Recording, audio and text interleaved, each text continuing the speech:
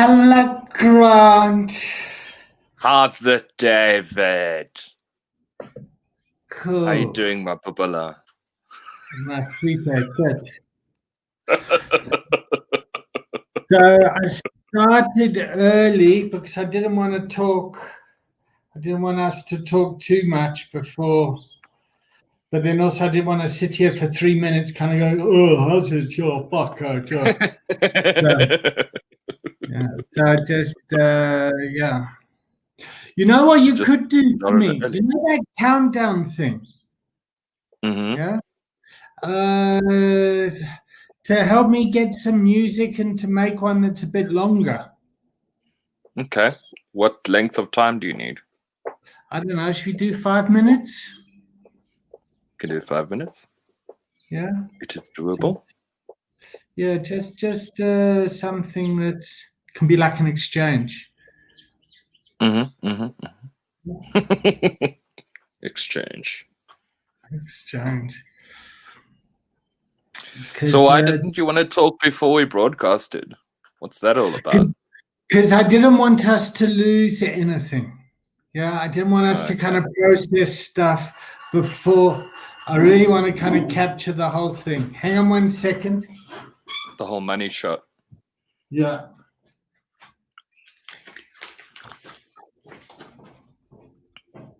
Well, I don't know if anybody's watching, but hi.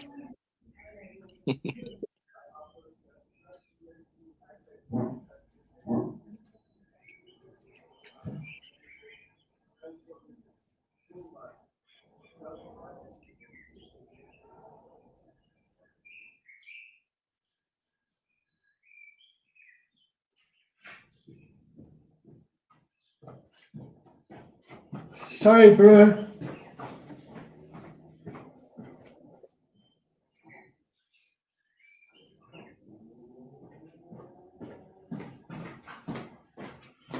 Okay, is it 1:30? No, still not. Still not. It's like a minute. Yeah, I know. And I know there's thousands and thousands of people just waiting and they don't want to miss anything. Okay, let's go. Sure. Oh, how are you? Let's check in. I'm doing good. It's been a busy week in terms of one of the projects that I'm working on, and it's amazing how people are just like, I'm pretty much contacting everybody on my wish list, and they're all pretty much saying yes, which has been quite an experience for me. So it's cool. It just makes me want to be like, I hope this all comes together and we pull off something very good or amazing or fantabulous. So I've been up since 2:45. I'm at that stage where, yeah, it's just end of the year. I feel like a bit mad and manic. This is how I get. And but I think I fell asleep at about, I don't know, 10 o'clock. So that's what, 5 hours almost. So that's where I'm at. So I check in. Friday's my busiest day.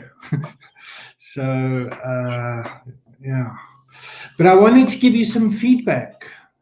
We did that Zoom call, that meeting with all your guys and your team, and I thought you held that really well. I thought you led that well.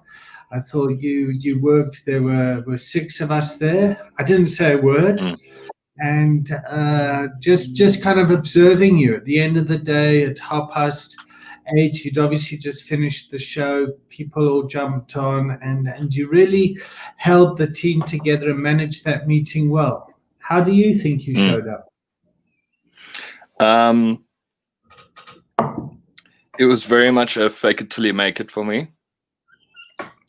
Like I was like, okay, we are 6 people on a call. I don't want to waste people's time. There is information that needs to be communicated. This meeting isn't being called willy-nilly. This is an actual thing. So I've got to be basically like, I've got to be what I think a competent leader would sound and look like. So yeah, it was very much I was out of my comfort zone in the sense of it's a type of role that I don't normally do. But I was also very much in my comfort zone in that I know how to fake it until you make it. That's kind of like my job. Okay. So I thought you just before the meeting you prepped it well by kind of creating a WhatsApp group and introducing everyone and kind of assigning them a sort of role. The only role I didn't know what my role was, but still. You're basically procurement at this moment. And and then sitting there, the tone of the meeting and the energy of the meeting was playful but very efficient. Yeah.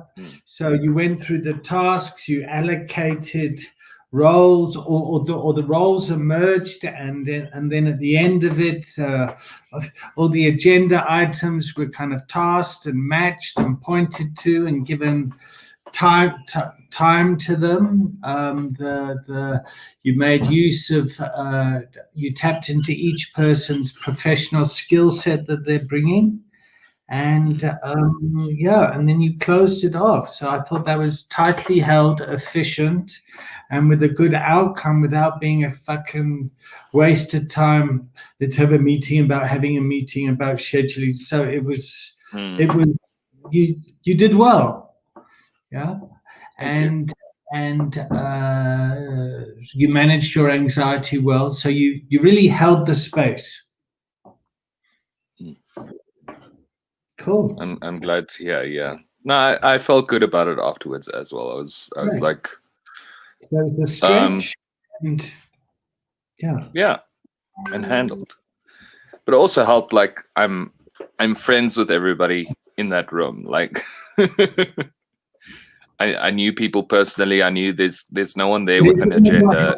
In the workplace. Say again. Isn't that what happens in the workplace? People work together and they become together and they have relationships. They just become colleagues. Yeah. Yeah.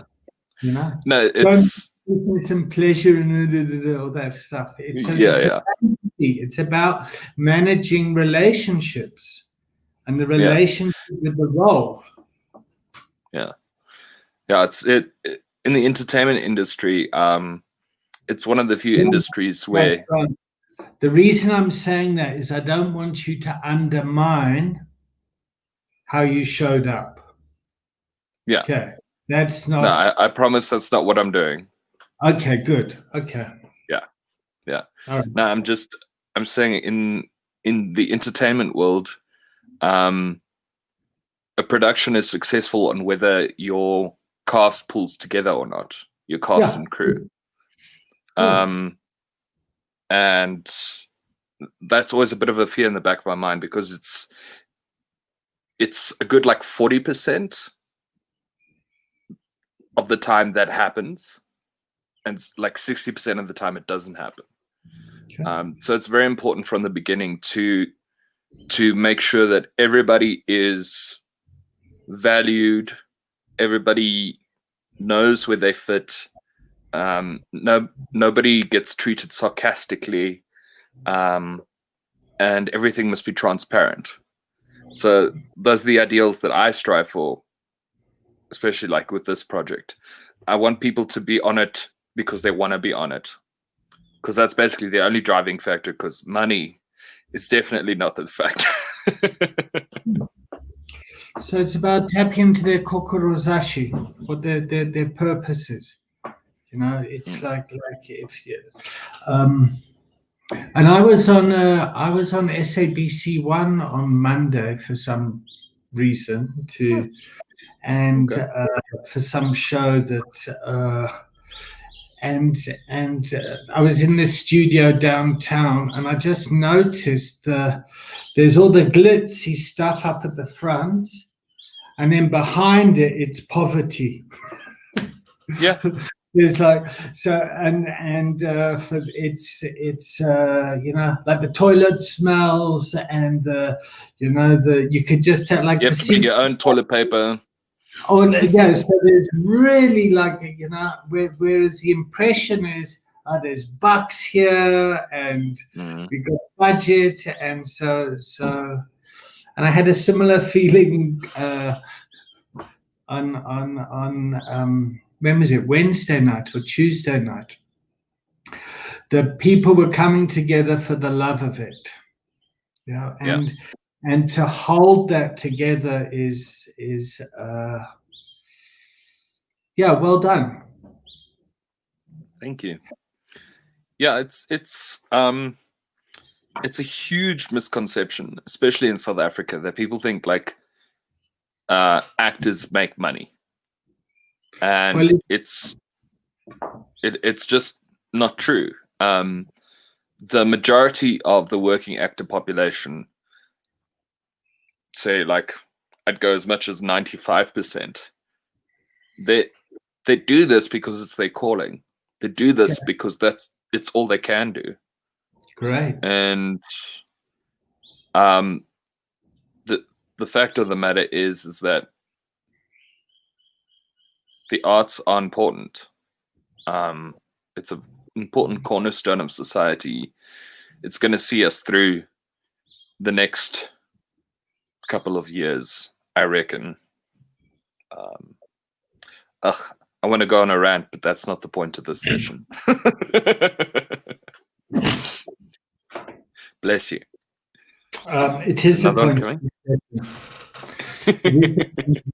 Because the whole idea of me coaching you is around making money out of this and recognizing your value and getting a return on that investment, and that you get recognized as a great actor, international actor, and a producer, director, whatever it is.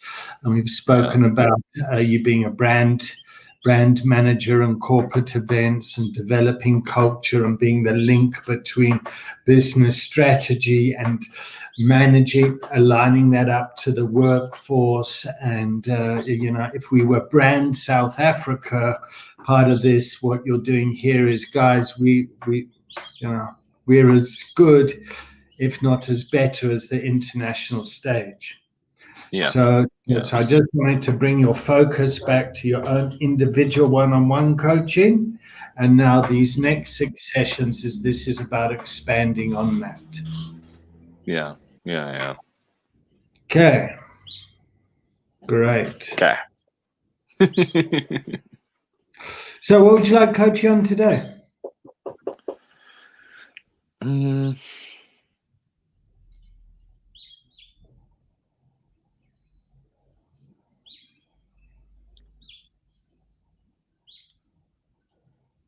think it might be advice to keep the fire of passion going for this project. It's especially difficult because people aren't getting paid. That's the main driving force behind anything at the moment, any kind of work that you're doing. Because everyone's timetables are clashing. And the only way we're going to get it to work is if people believe or love this enough that they're willing to make more concessions than what they normally would. Okay. So just so you know, there's some research from MIT that proves that money isn't the motivator. It actually doesn't get people to perform better. There's a great TED talk by, I think his name's Daniel Pink, called "What Motivates People," Daniel Okay, Pink. I'm writing that down. Yeah. And actually, you know, what exactly what you're talking about is what motivates people. Yeah. And in Daniel fact, Pinkham. no, Pinker. I think it's Pinker. Okay. Okay. Yeah, watch that because it's just confirms. There's evidence. Yeah. So giving people more and more performance bonuses and things like that doesn't actually motivate people. But if you kind of touch their hearts, their heads will follow, and they'll make it happen. And there was a lot of that energy there on Tuesday. So you want to keep the fire burning. How are you going to do that? Well, that's the thing for me. Like, I've been thinking a lot, you know, looking back on my life and thinking, what is it that I like really love doing? Like that I really, when I think back and I think on that, I've always felt great. And the best answer I could come up with was cheerleading. Okay. When I think back on primary and high school when we had athletic meets, I mean, I wasn't athletic at all. I had asthma as a kid, and then as such grew up to be a fat boy in my teens. So the only thing I could really contribute on athletics days was being like there in front of my schoolhouse and be like, oh no, let's go, let's go, and like getting people riled up. Yeah, and that's something that I love doing. As you said that, somebody just sent you love. They loved it. Awesome.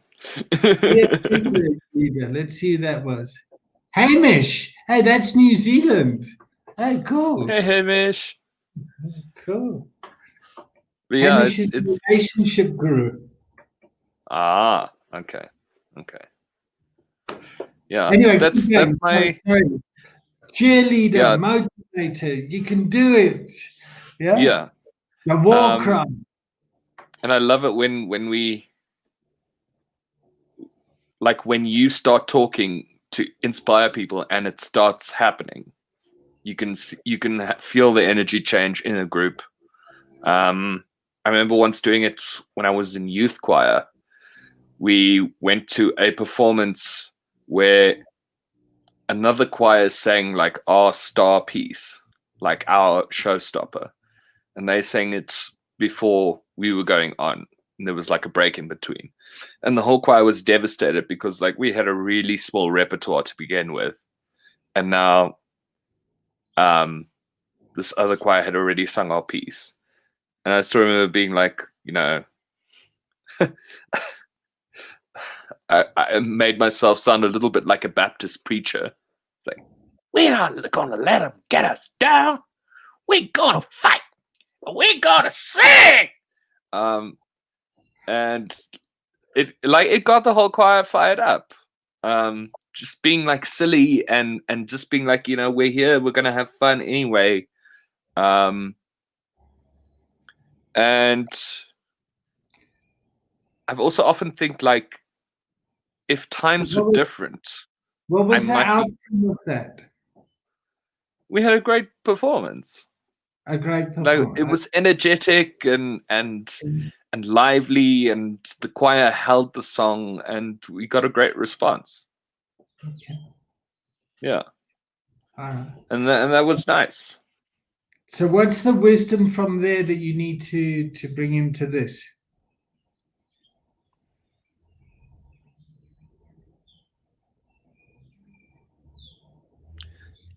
I've just got to find what's going to fire the team up. No, you've got that already. Okay. The fire started. Now it's about maintaining it. Yeah. I mean, first of all, the fire started in your belly. Yeah. Mm. And now you've kind of added logs, so you've got a bigger fire. Now you've got other people kind of sitting around it. Now you've got to keep feeding the fire, keep feeding the passion, keep. Mm. Oh, fuck! That's leadership. That's hard. Every day, fucking waking up. Okay. I must say, I am a little fearful. Yeah, good. Because there's people on this team that I've been friends with for years. And this is the first time I'm stepping up in this capacity in our friendship. Okay. Like specifically, two of the guys I worked with on a production, I was the actor on stage, and the one was the HOD and the other one was deputy of lighting. So I mean, they're experts in their field, and in terms of the pecking order backstage, they would technically be above me. Because their decisions have an impact literally on my life sometimes. So it's always a thing of actors need to respect crew, because crew take your life into their hands every time you go on stage. There's a lot of trust there. Yeah. And they're arriving and they're showing up, but like in the most professional way possible, because what they're doing for me now is what they do in their jobs. Like, this is what they've studied for, this is what they're qualified for, and I'm stepping in as a enthusiastic newbie.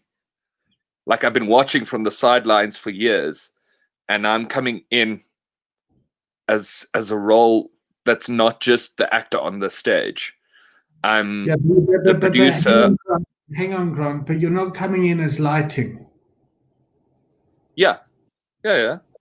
Yeah, you're just but you're in a different role. You're not the actor now.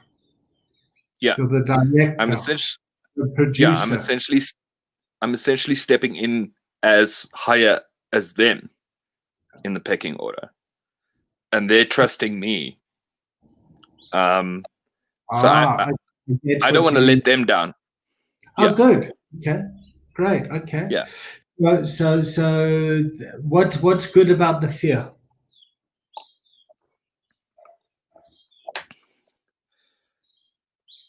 As long as I keep it focused, it's going to ensure that I don't procrastinate, and that I make sure we have the best product possible. If I let it overwhelm me, I could spend whole days in bed and not get anything done, and people might be waiting on me to get answers for stuff. Okay. So it's your depression. Yeah. Okay. And my perfectionism. Yeah. Okay. Great. Cool. All right.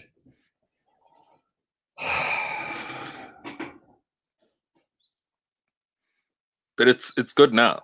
It's focused now. It's No. Today you're in a good space, and I mean, if I think where you were a few months ago, just kind of depressed and in your cottage and like, oh.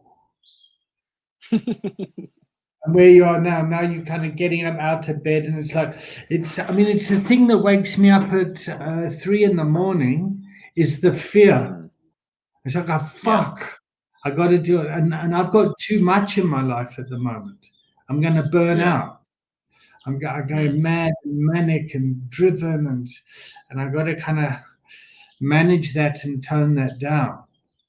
I'm at the burnout. The other side of the stress is apathy. It's like, oh, fuck, what's the fucking point?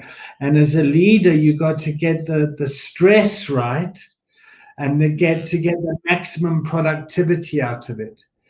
Yeah. Yeah. So me, I'm going to kind of burn out and become unproductive, and I'm going to drive and produce and produce and produce.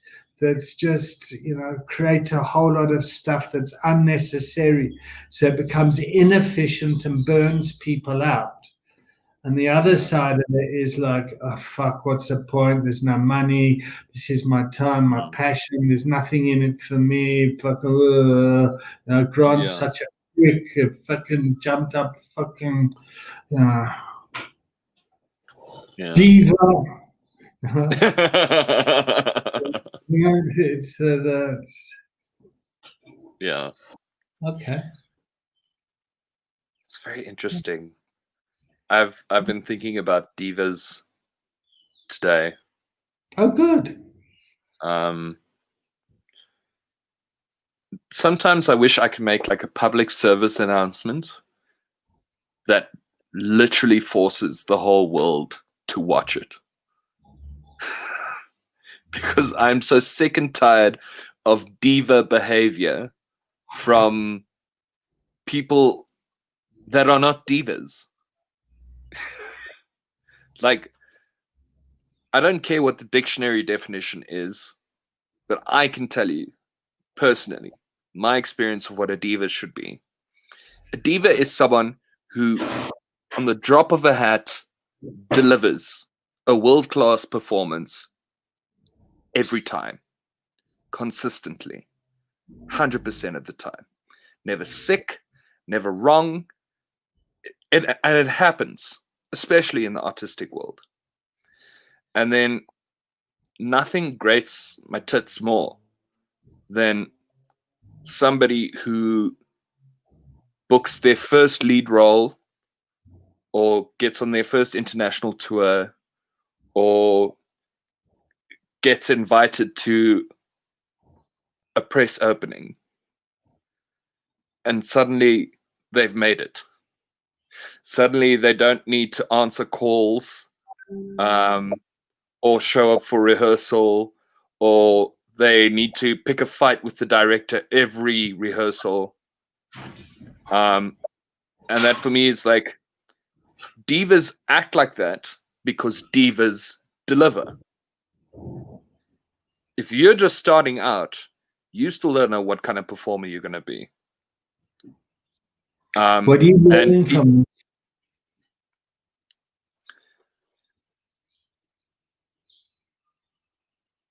Basically,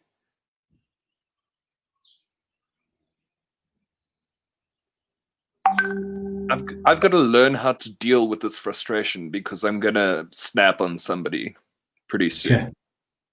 Okay. So that's humility. Hmm. Do divas apologize? Never. They don't.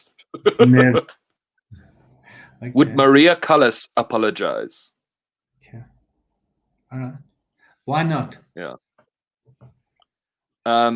Because everyone realizes that to deliver 100% at the drop of a hat, to be at the top of your game, comes at an immense personal loss.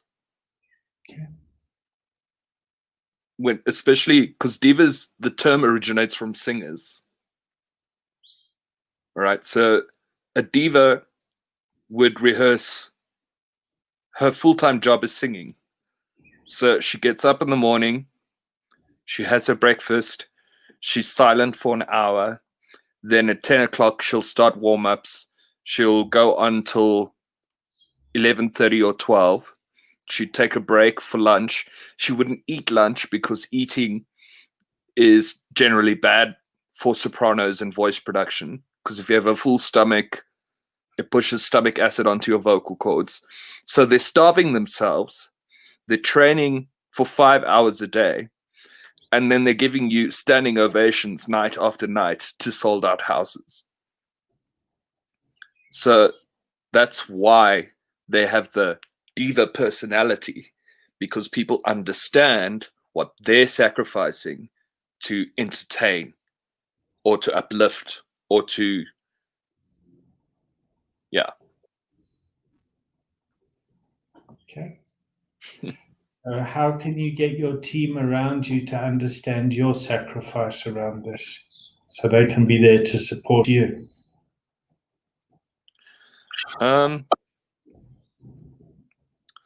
They can answer their WhatsApps.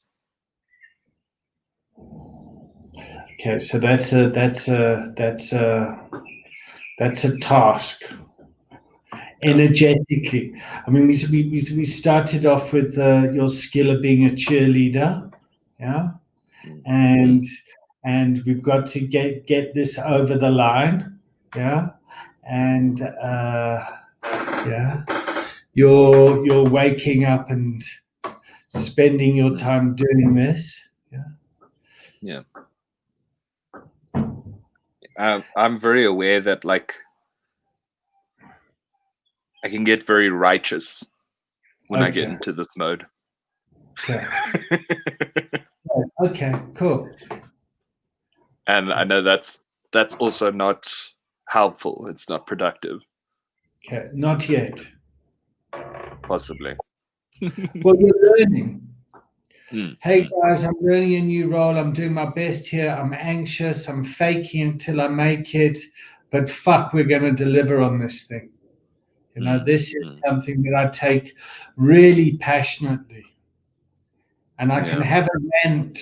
I can really have a rant if you want me to have a rant. Yeah. I mean, we started off the conversation and you recognize that your words were, oh, I could have a rant now about the performance artists. Yeah, and it's oh, they want shooting, they do. Okay. Yeah. Okay, so you've got you're working on your diva. Yeah. And you're not there yet. Yeah. Okay. And I liked the analogy because I'm a bit of a diva then. I just don't. I've still got too much people pleasing in me. Yeah. I'm still too nice to people. I still eat shit for fuckers. Like, fucking do your job. I know what I'm doing. I'll do it. Yeah. I haven't. Well, I mean, I'd say you are close to diva status in your profession. From what I can tell, from what I can see from your success rate and your ability to manage and stuff like that, you could be a diva if you wanted to be. Okay. But I don't think it's in your nature. I don't think it's a people-pleasing thing. I just don't think it's in your nature to be a diva. Well, maybe I should work on that. Yeah. I mean, you have sometimes pulled diva with me. Have I? Yeah. And then I've divaed right back. I'd sent you like a message the next day and I'd be like, listen here, I know you're not my therapist, but I've divaed you and you've divaed me. Oh. Yeah. You've tyrant kinged me and I've weakling princed you back in response.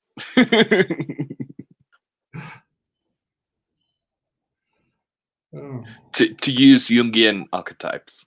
Yeah. For MKP people watching. Yeah, or one of them. Okay. So let's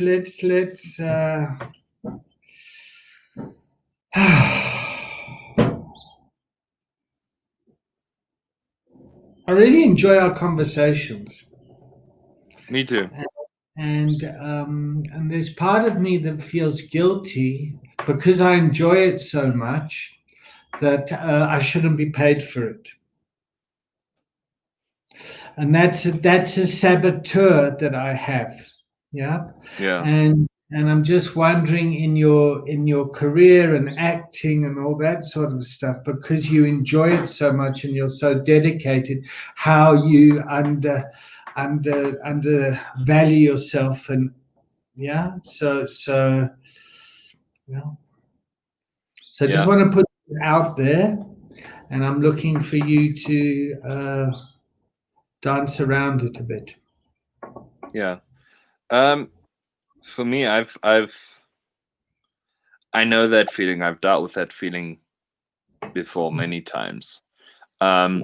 Because if you look at it from a non-performer's perspective, or an audience member's perspective, or even to go as far as a layman's perspective, my job is sometimes working for 15 minutes to get the same amount of money that somebody else gets in a month. And so there's very often that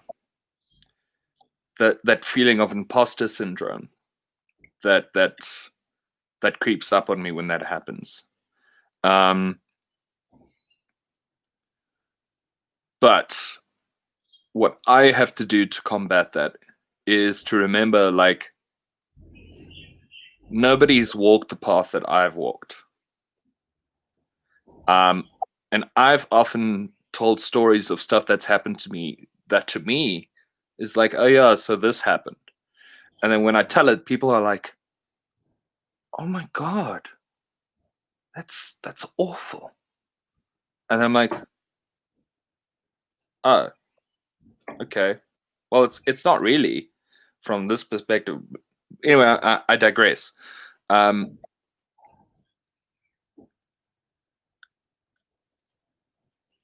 Yes, I work for 15 minutes sometimes. And in fact, that's pretty much what this last tour was that I did for 2 years. If I count the amount of time I'm on stage in a 2.5 hour production, I think it's literally I have about 20 minutes stage time, 20 or 25 minutes. And I only sing one number, and I can take a nap between first act and second act if I really want to. And in fact, people who've played the role before have done that. I still got the biggest applause every night. Because I have gone through what I've gone through. I've driven myself to madness in characterization and character development. I take this written down imaginative character and I go to the very brink of insanity to try and make this outside character me. Grant, let's just make it really simple.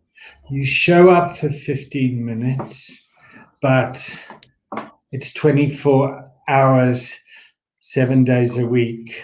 Yeah. 12 months a year. Yeah. For year after year after year. So people are paying you for your experience. So in that 15 minutes, you can call on that whole timeline behind you. So for me, like I have a very high corporate rate. Well, not a high, I mean, it's actually a very low corporate rate in comparison to, but at $2,500 an hour, I'm being paid. And people think an hour's work, but no, I mean, I sit and I think about the case and everything, but before and after, and there's a whole process to getting the work, and then there's a whole lot of work afterwards, and and people are paying for the experience that I have. Yeah. And to be able to match that to the multiple situations and complexities within the world that I operate. And this is similar to you now. You are moving away from delivering this. You're producing, building a team. You've sourced venues. You're smockling around and working on your relationships. You're making your ducking and diving and Getting costumes made and studios and people coming in on their free time off. That's sales. That's like, So I don't need to be convinced of your value. Yeah. No, I know. I just like went on a tangent, I think. Yeah. All right. So what did you learn on that tangent?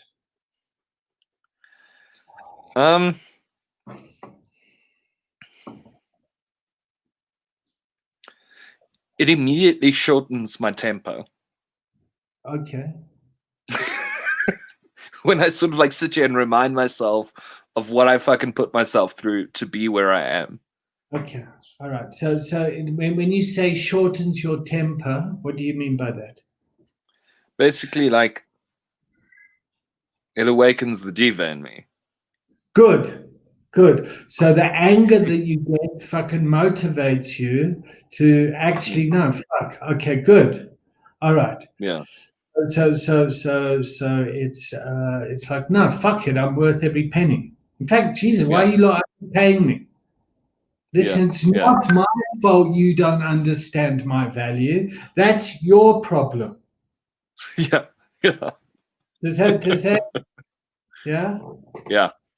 It's like me getting tired of trying to convince people that addiction isn't a moral issue and that all drugs should be legalized. It's like I'm not, it's like diversity in the workplace, why it's important. I just don't want to argue with people about that anymore. If you don't know the business case for that, then that's your problem. It's not like I'm not going to waste my valuable time trying to convince you. Yeah. Get that. So be a diva, David. Okay. Be a diva. Well, it's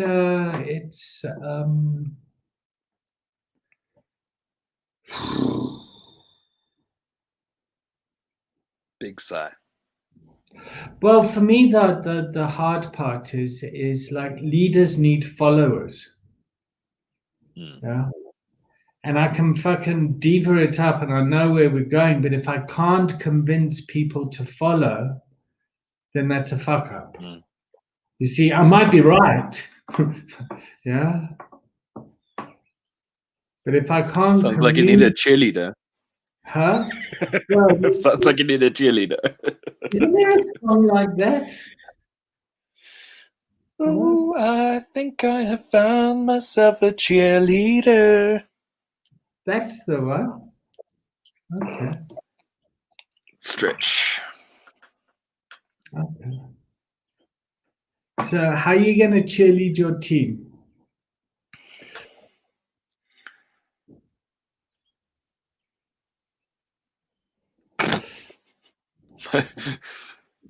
First thought was like, I'm going to start by slapping one person upside the head and just be like, catch a wake up. This is the real deal. Who needs to be slapped? No, that I can't divulge while broadcasting. Oh, okay, all right. So you need to confront someone. Yeah.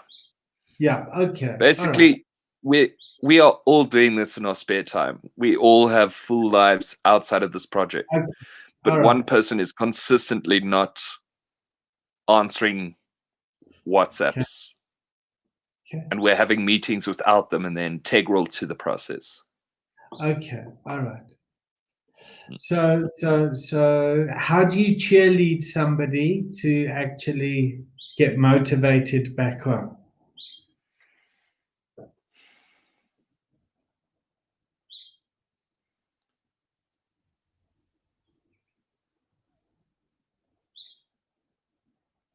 I need to find out. I need to figure out, without asking them directly, why they're not believing in this. so that I can remind them. No, I need to get them to trust that I know what I'm doing.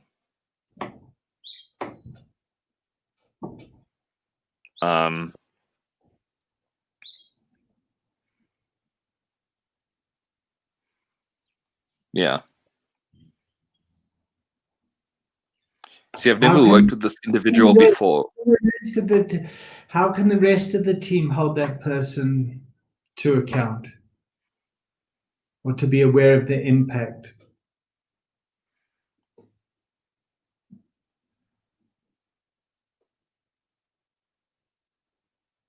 So let me just give you some consulting here. Yeah? Okay. People work in a bank, yes? Their employment contract is you work from 9 to 5. Yeah?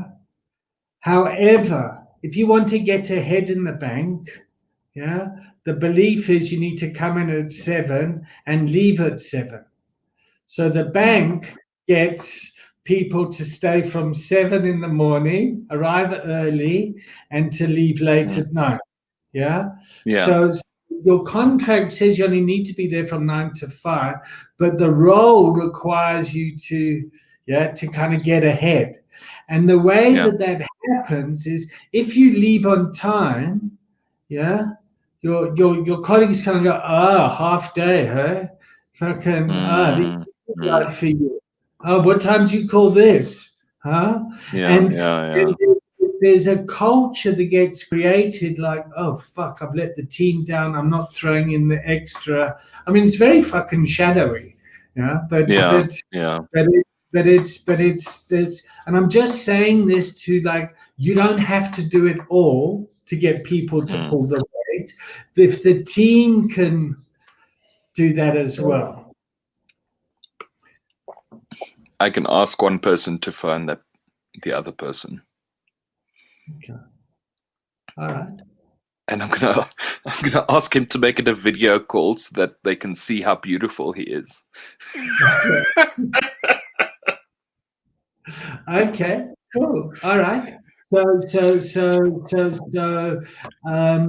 let's hire sexy people that are attractive, because that makes me want to come to work. I have a feeling that might work in this case. I just have a tiny feeling it might. Grant, I'm being serious here. It's like people want to hang around with the with good-looking people. That's the game. Yeah, let's employ good-looking young people, or what's. And I mean, it's a harsh fucking truth. Yeah, that I've been moaning about for years. So it's about time I use it to my benefit for once. Okay, so your belief is what?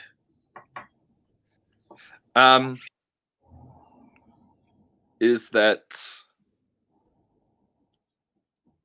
objectively attractive people, as compared to what is deemed attractive in this day and age,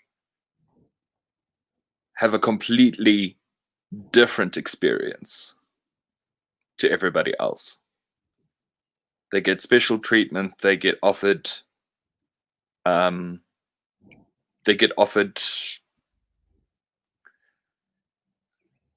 great opportunities purely based on the fact that people want to sleep with them. What's your belief about yourself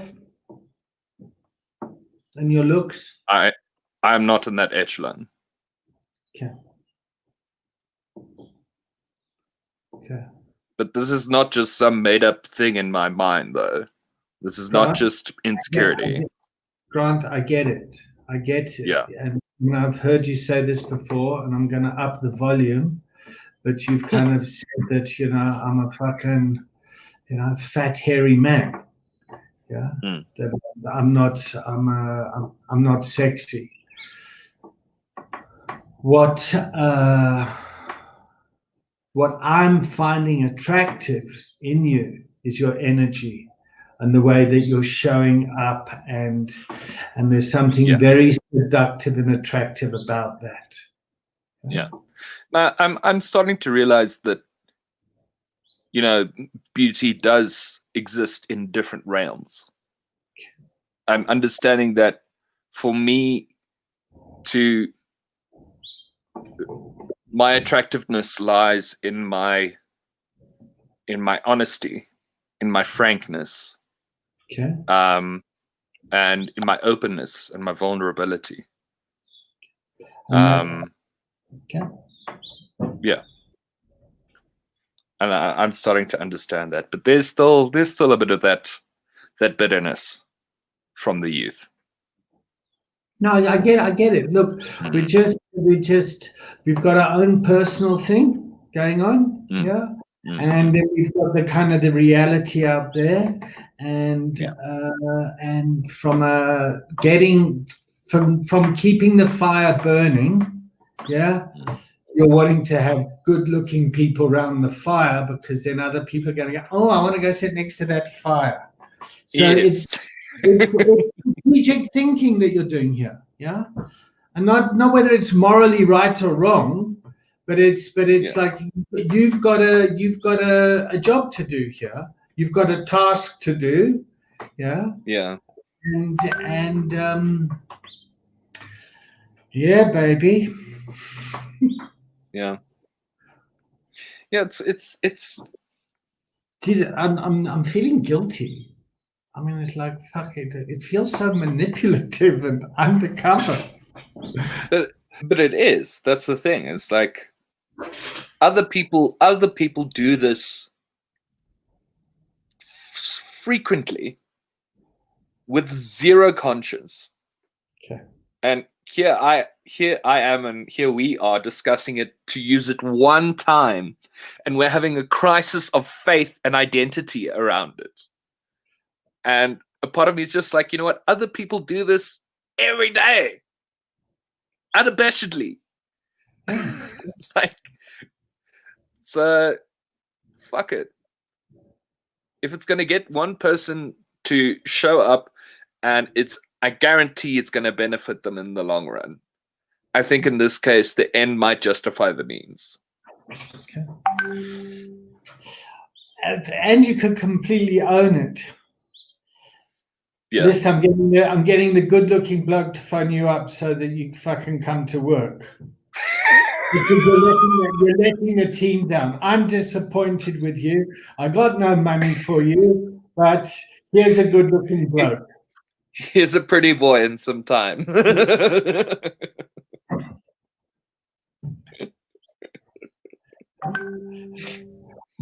And the other side of it is, hey, pretty boy, I'm using your looks to deliver the bad message or whatever.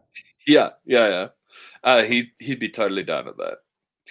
I'd just be like, you're like. So for me, the sense of safety is putting it out there, putting the facts there.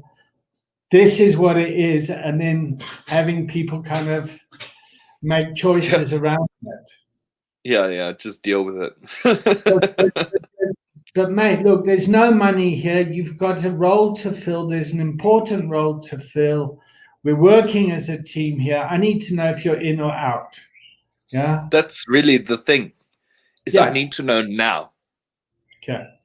Because if they're not in, I need to replace them yesterday. Okay. And that's what I'm fearful of. I'm fearful of the confrontation. I'm fearful it burns bridges. All that stuff.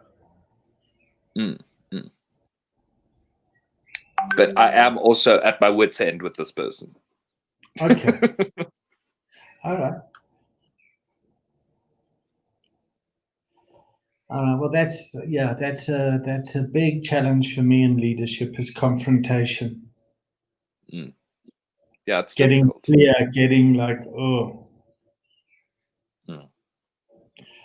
But you got to do it. And what also I haven't realized is, I mean, you had it in the beginning, that fearfulness inside, like you felt like a little boy, but actually you're a fucking big, hairy, strong bloke.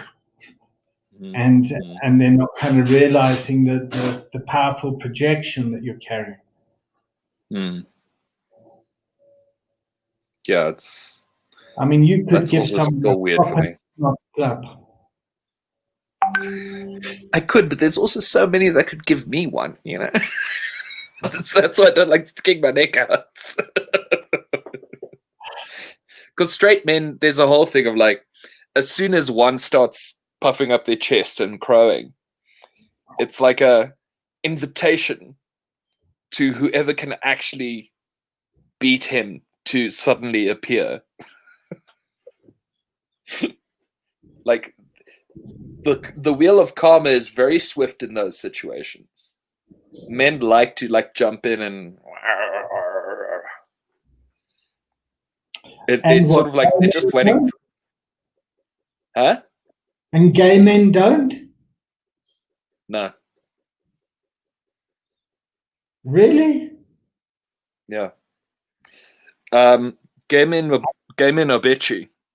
Yeah, We're not exactly. physical, So the but we're not aggression, physical. yeah, but the aggression shows up in different ways. But let's Yes. not, like you started off by saying, I don't want to get fucking sarcastic. Yeah. Yeah. Yeah. And that's just being aggressive and fucking being a bully. Yeah. Yeah. Yeah. So late again, you're not taking this seriously. Oh, Mm, as mm, opposed to mm. like, fuck. This is important. Yeah. We need your commitment here. I feel bad that I can't give you money for this, but there's a whole lot of other people here that are being impacted by your lack of clarity. Like either you're in or you're out. Yeah. You know. Yeah. So Yeah. so don't get like most men don't actually show up and fight and brawl. Yeah. You know? In fact, if anything, is fucking keep your anger shut up and swallow it. Yeah. Yeah. Especially white straight males. Yeah. Like the fucking voice is taken off completely. Like you've had all the power for years. Yeah. Oh, okay. Fuck. All right. It's like I'm only 25.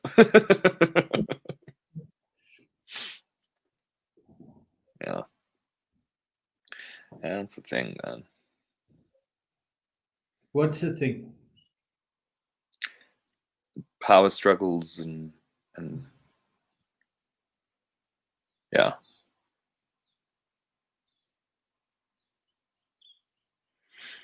I have to get on this.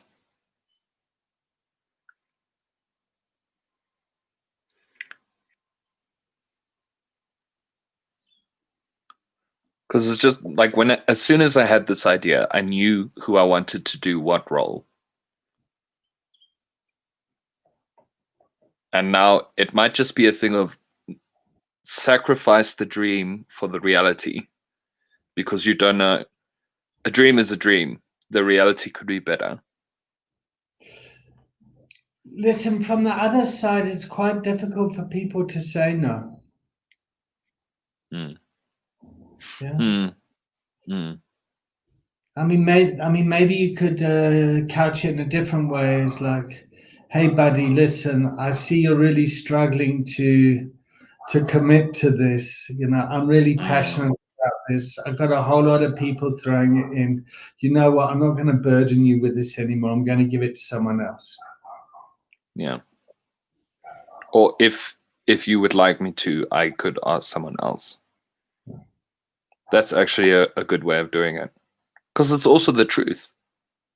Well, that's and this is what we're trying to do, is to bring your authentic self out, to bring congruence. Yeah, so your insides match your outsides. Yeah. Like, hi, how are you? Fine. Yeah. Yeah.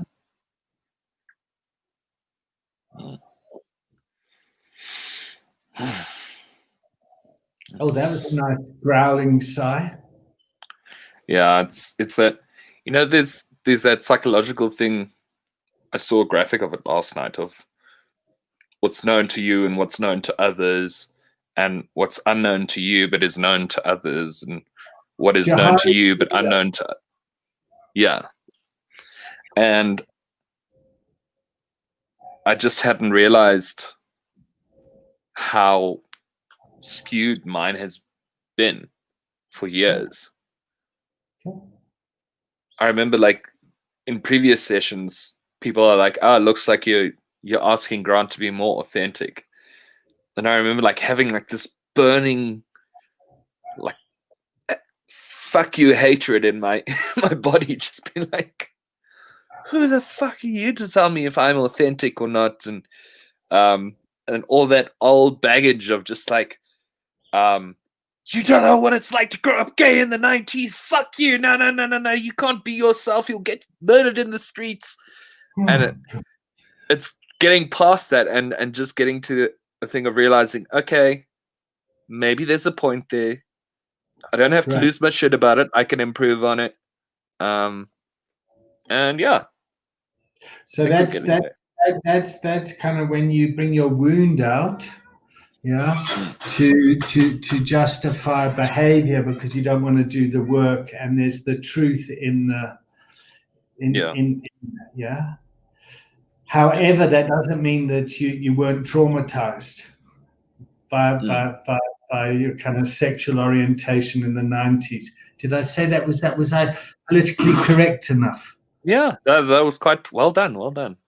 Yeah. Get a gold star. Good boy. Yeah. Right. Yeah, okay. I'm my trickster was. I can see it. I see it. The point is, the trauma, you behaved in a way that got you to survive it, but that survival behavior, like fucking not needed anymore, isn't working anymore, and it's holding you back from thriving. Yep. And now it's like, how can we thrive from this? Yeah. Cool. All right, we're coming to the end. Are you gonna tell this person yourself? You're gonna get somebody else to tell this person? Or are you just gonna leave it? I'm looking for is, oh shit. A goal. Robert. Well, yeah, I'm just trying to do my job, which is kind of quick forward. Sorry, Robert. I'm gonna sit on it for a little while, and then by midday, I'll decide whether I'm gonna get the guy to phone them or phone them myself. All right. If I phone them myself, it's gonna be that honest, like, listen, I see you're busy. Can you commit to this? And if I chicken out, I'll ask the hot ginger to phone him. That ginger looks.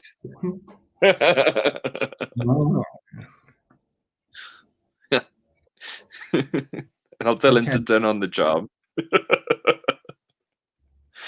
Okay, Dave, thanks. Have a good weekend. You too.